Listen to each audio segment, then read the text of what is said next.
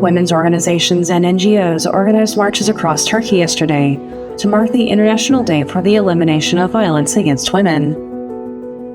However, Turkey's largest city, Istanbul, faced a complete lockdown as the central government banned demonstrations, citing concerns over the potential exploitation by terror-linked individuals within these groups. The Istanbul governorship, acting independently of the city government, imposed a full ban on protests in the Taksim district. These restrictions have been in place every November 25th since 2016, when Taksim, a historically significant site for major protests, was first closed off to demonstrations.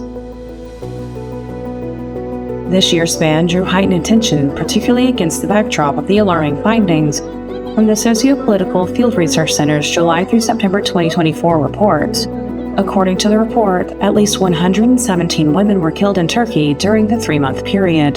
The data also revealed that 110 women had died under suspicious circumstances, while hundreds more were subjected to physical violence, forced sex work, and sexual harassment.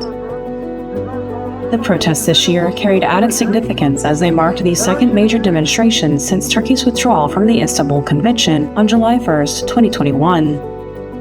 The Istanbul Convention, signed by 45 countries, is a human rights treaty designed to prevent violence, protect victims, and end impunity for offenders. It was the first binding international treaty to address violence against women and the LGBTQ+ individuals, mandating legal recognition of gender-based violence as a crime, as well as the provision of shelters and psychological and legal support for victims. Open for signature in Istanbul on May 11, 2011, the convention became a cornerstone in combating gender-based violence. However, in 2021, Turkey became the first and only country to withdraw from the treaty.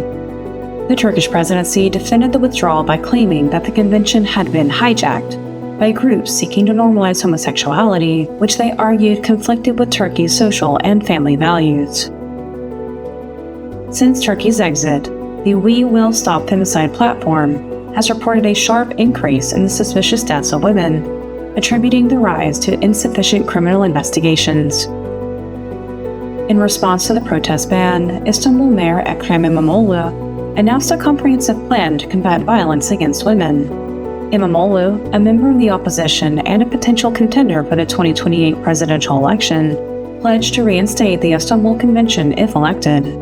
His proposed plan includes initiatives to ensure safer streets and public transport for women, promote female workforce participation, and implement structural reforms. While İmamoğlu advocated for a return to the Istanbul Convention, President Recep Tayyip Erdoğan maintained a different stance. Erdoğan praised Turkey's institutions for advancing women's rights, but dismissed the need for the convention, arguing that laws, not conventions, ensure protection. He criticized calls to return to the treaty as lacking merit and accused his critics of ignoring the deeper issues in the Western countries, pointing out that even the European Parliament only recently adopted measures to combat domestic violence. Erdoğan further asserted that Turkey had already implemented necessary reforms before signing the convention and introduced additional policies after its withdrawal.